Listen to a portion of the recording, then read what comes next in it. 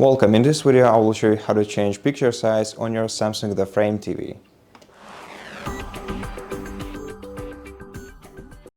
To change the picture size, you're going to have to press the settings button that's located right under your power button on your remote control. Then select settings and press OK.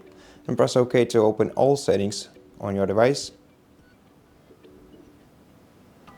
Then select picture menu, and in picture menu you're going to have to select picture size settings, and here you can change the picture size from 16 by 9 to custom to 4 by 3. If you select custom, you will be able to manually adjust zoom and position of the picture. Also, you can enable feed to screen option to feed the content of your device to your screen, or you can disable it if you want to, or you can just enable auto, which will do everything for you. And in zoom and position you can also adjust the zoom to maybe extend the picture on your screen. And that's basically how you change the picture size on this device.